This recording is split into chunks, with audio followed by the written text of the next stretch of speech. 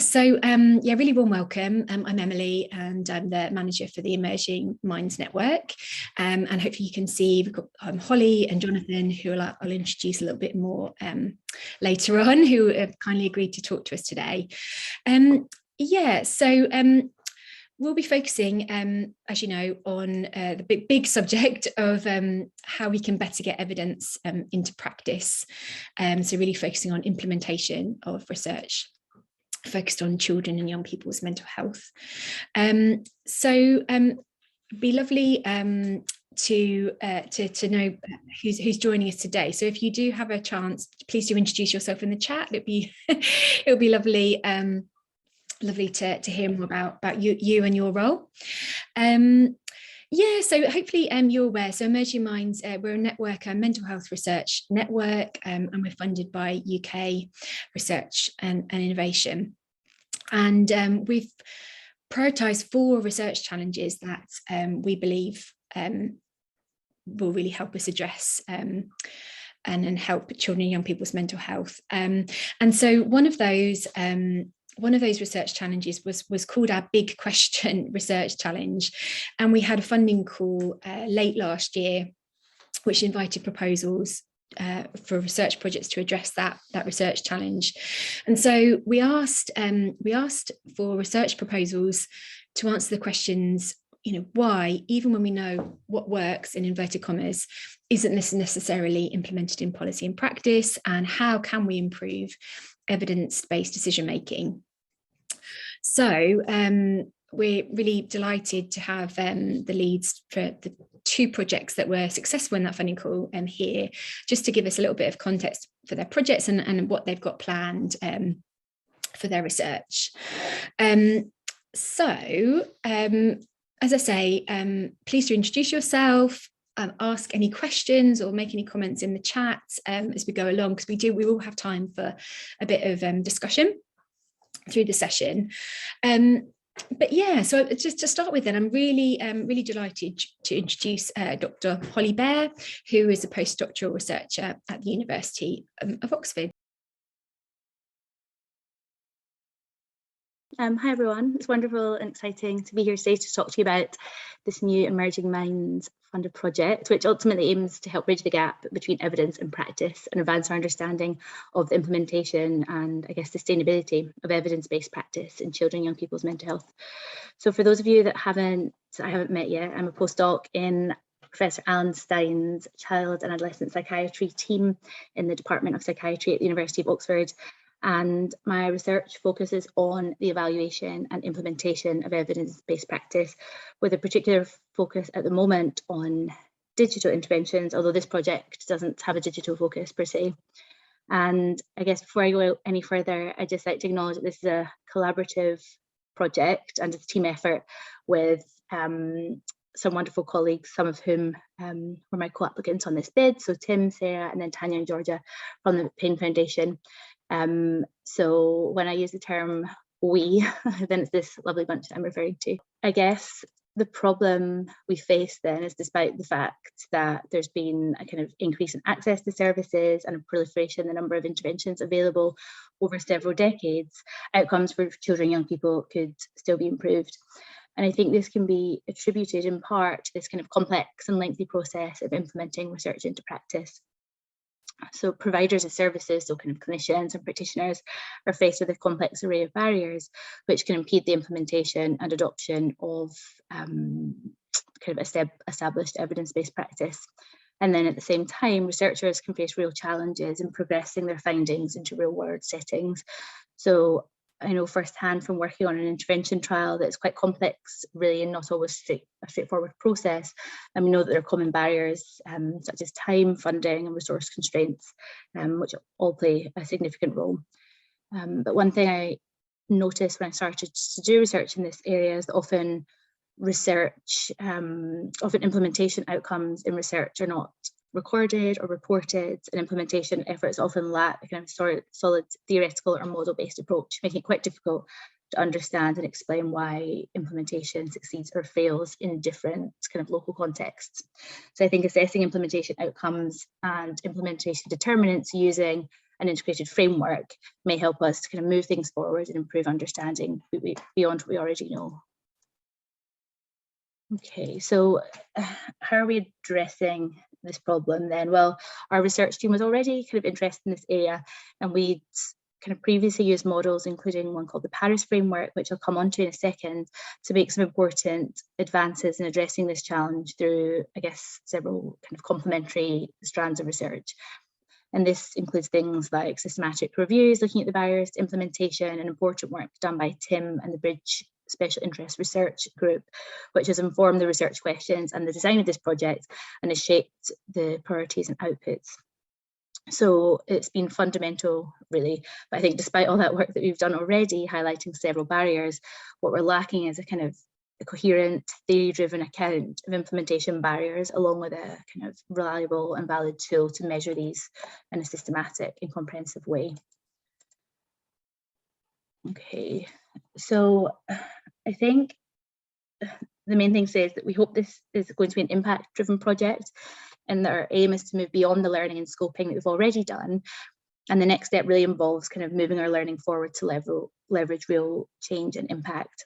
Now, to do this, we'll use an implementation framework to investigate the barriers and facilitators of implementing research into practice, and go on to make recommendations across clinical, commissioning and academic settings, and really hope to kind of encourage greater coherence between researchers, commissioners and practitioners.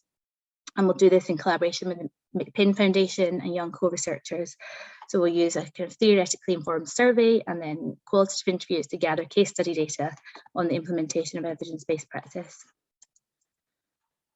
Okay, so I think importantly, what we're doing is we're using an implementation framework called the Paris framework to take a systematic approach to measure those barriers and facilitators, I guess.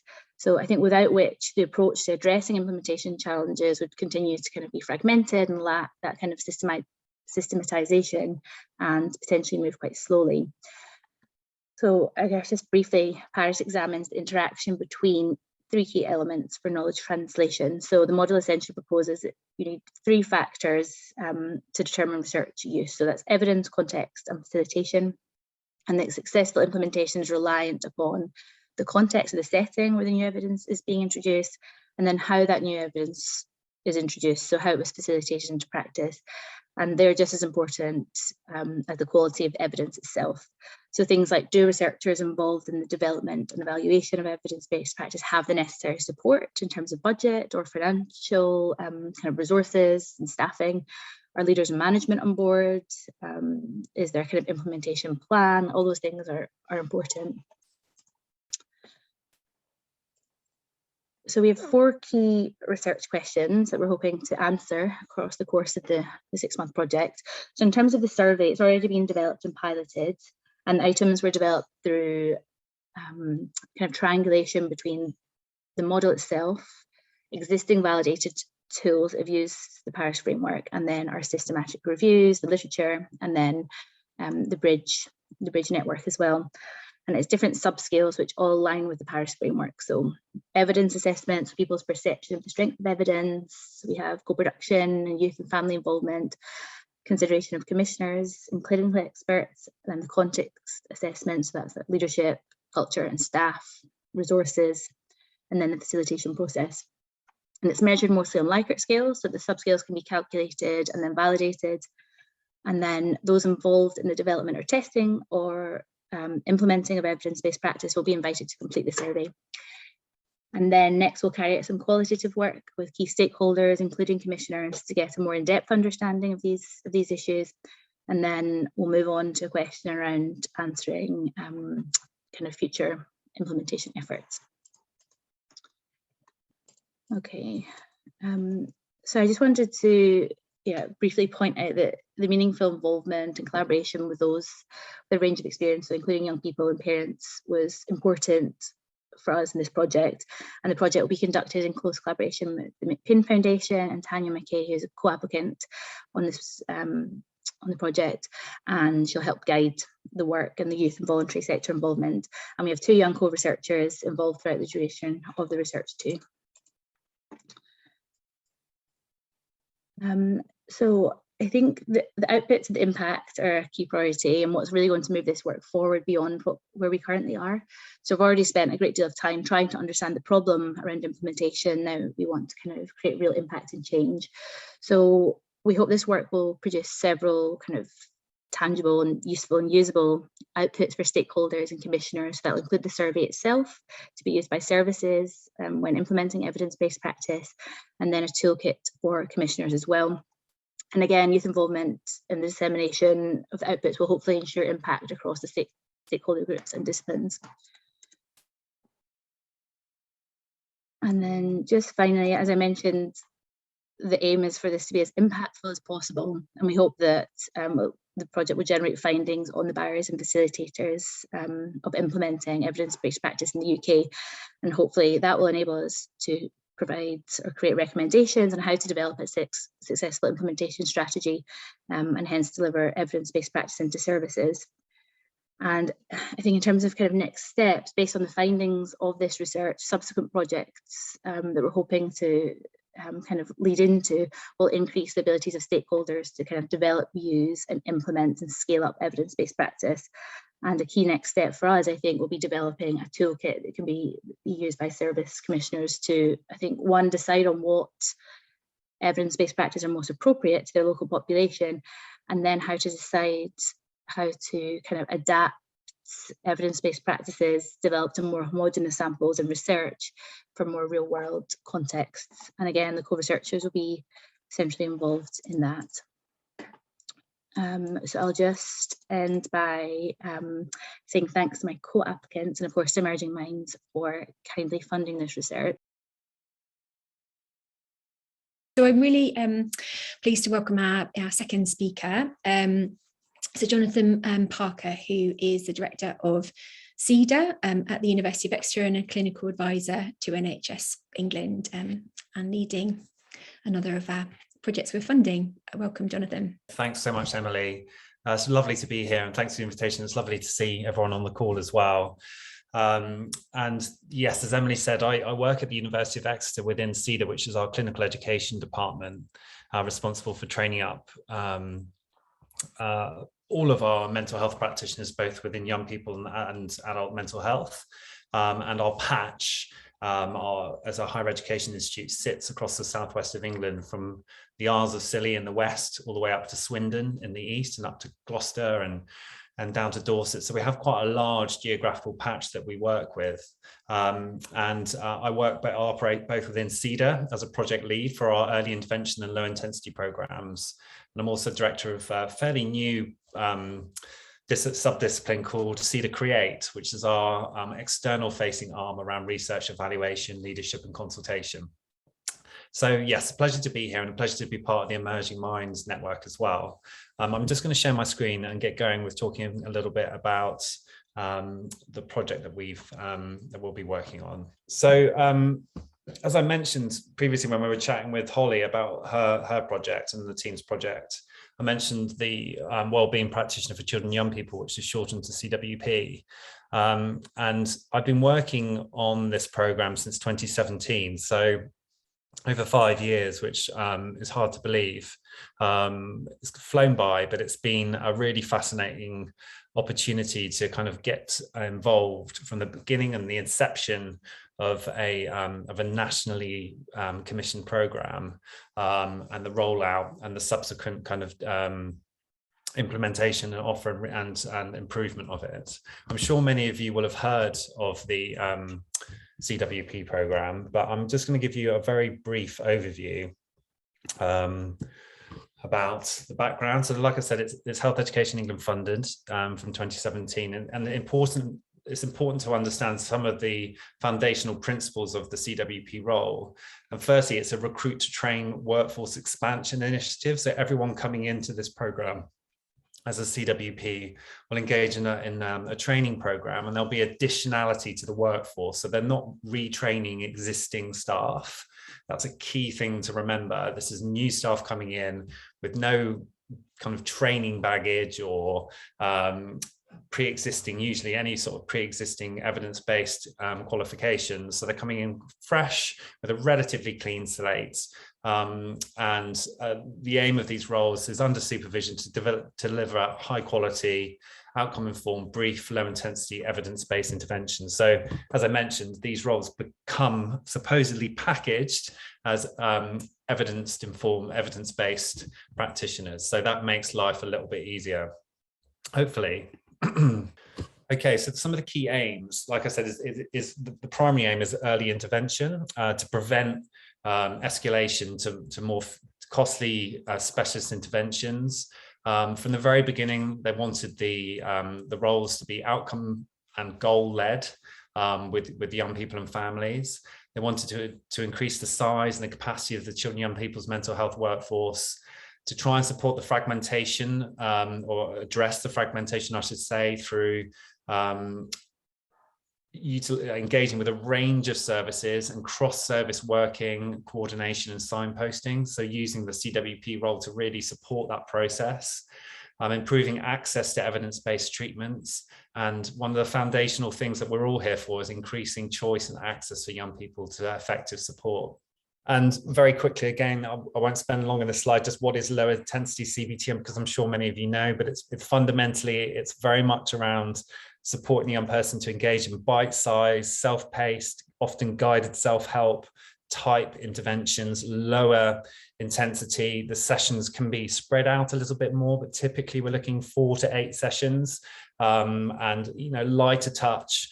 And all of this is done under low intensity specific supervision. So the practitioner can manage the caseloads in a way that's low intensity informed.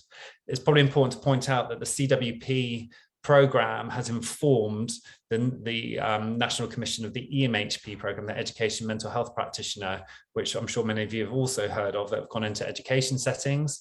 So half of the EMHP training is the same as the CWP low intensity training. And this slide just gives a really brief summary, which you can look back on, of some of the content of the 3-module postgraduate and graduate certificate, which is a 12-month training program. And the CWPs sit at band 4, so that it's a recruit to train, and they qualify at band 5. On the subject of evidence-based interventions, in the contents there, you'll notice a number of interventions, of which many are based on the best available evidence that we had at the time of the curriculum being published. And you'll notice there's a lot of similarities there with the adult PWP low intensity role. And that's no surprise probably to many people, because there is a lot of trickle down that you get from the adult evidence base as well. But there's a number of things in there that are specifically related to the evidence base we have for children and young people. So the implementation and evaluation of the CWP program has been, at least for a number of years within my role, has been one of the primary focuses of my job at the University of Exeter, in terms of supporting regionally the implementation and understanding of the impact and outcomes. So we've worked very closely with the national teams from the very beginning, and then disseminated that knowledge and that support through funding from Health Education England to try and progress the CWP role into services and out into the community in an effective way. And we've gone about trying to do that in a very collaborative way with our regional partners. We've had a kind of a varying degree of services engagement over the last 5 years, but typically we have around 20 services that we work with in the region. So I'm just going to talk about some of the data and what we've learned so far from the CWP program, because this will inform the project that we're going to subsequently do with the Emerging Minds Network.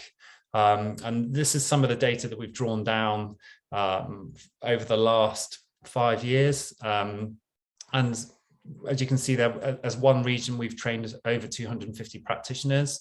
We've got a current cohort that started at 49 in January. And I think there's a real indication there in terms of the numbers of trainees that continue to come through, that we are seeing an increase over time in expressions of interest in this role in the region. which has been an indication of the role doing well and recognised as doing well.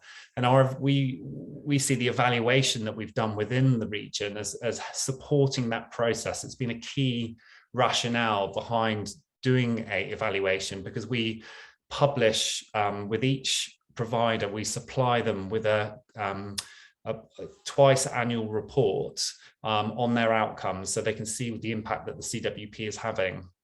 And we're seeing, as a result of that as well, high retention, almost 80% of the 17 services that responded to continued working as CWP after they completed their training.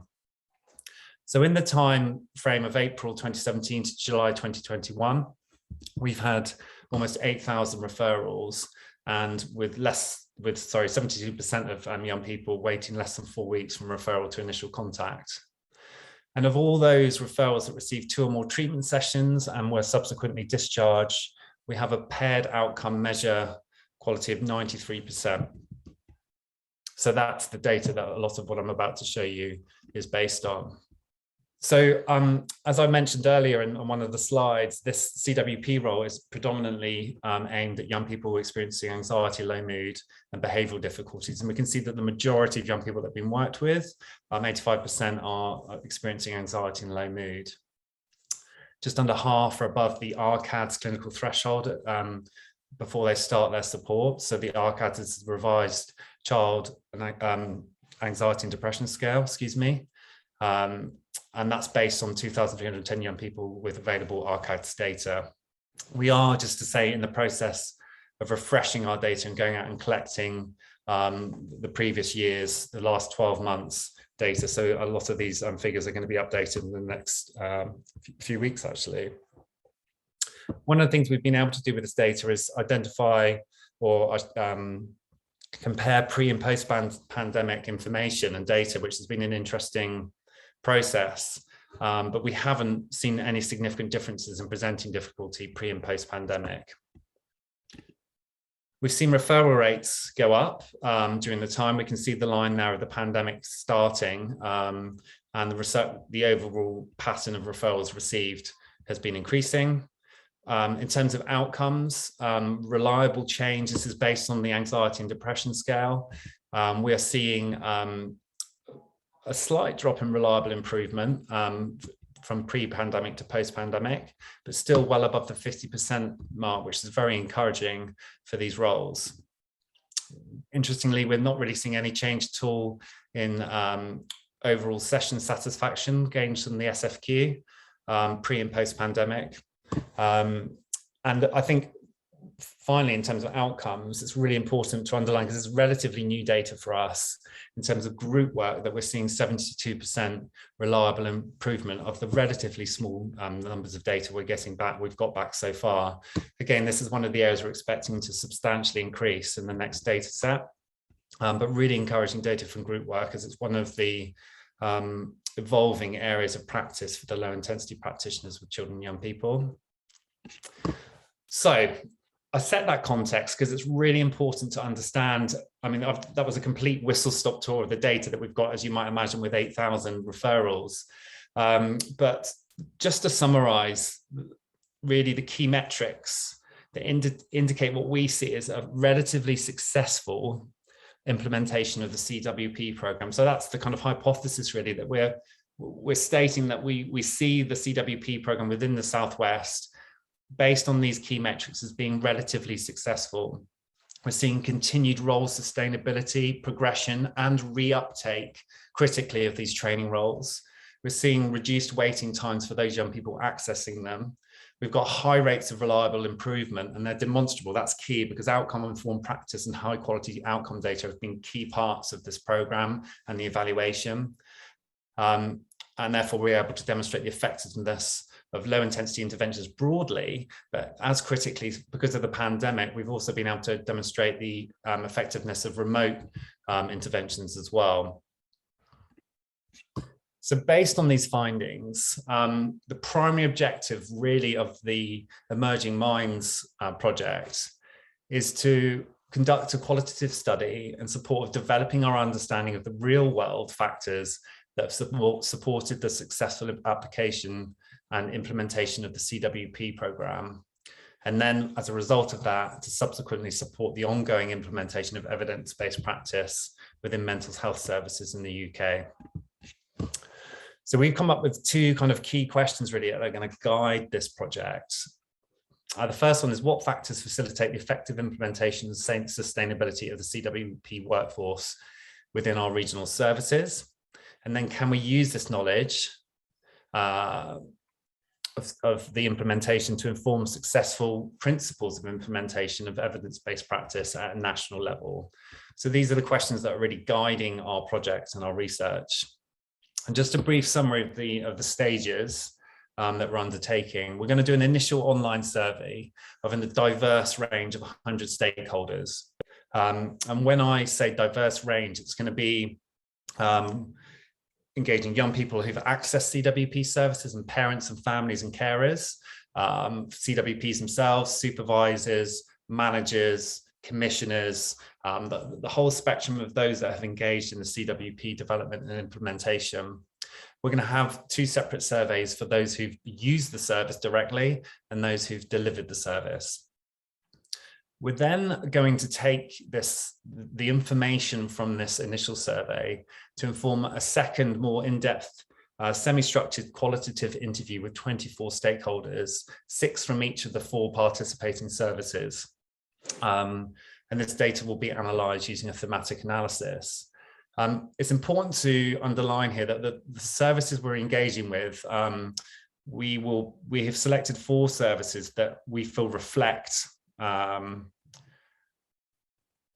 best reflect the services that we work with in our region. So 2 NHS CAM services and 2 voluntary and community sector services. Both these types of services have played a key role really in the rollout of these CWPs in the Southwest. And then finally, the third stage is to take this analysis and these outcomes of the study to develop a range of very practical resources to support ongoing and future implementation strategies of evidence-based practice initiatives with children and young people's mental health services. You might wonder what they look like, and this is what we're going to hopefully achieve. We're going to hopefully develop freely available implementation toolkit, as well as virtual access to virtual workshop, both live and recorded resource for services to use to develop their implementation plan. Secondly, we want to give free access, probably hosted on our website, but resources to support staff, training and promote an understanding of evidence-based low-intensity psychological interventions more broadly. And then the integration of this toolkit and guidance to relevant clinical training programs within CEDA at the University of Exeter, but also to make these available to other training programs that might find them helpful to implement within their clinical training. Yeah, I wanted to really thank both Holly and Jonathan and all of you guys for making this such an interesting session. We will add the talks to the website. You can find a bit more information about both Holly and Jonathan's projects on the website, on the Emerging Minds website. And thanks so much, Holly and Jonathan. Thanks for coming.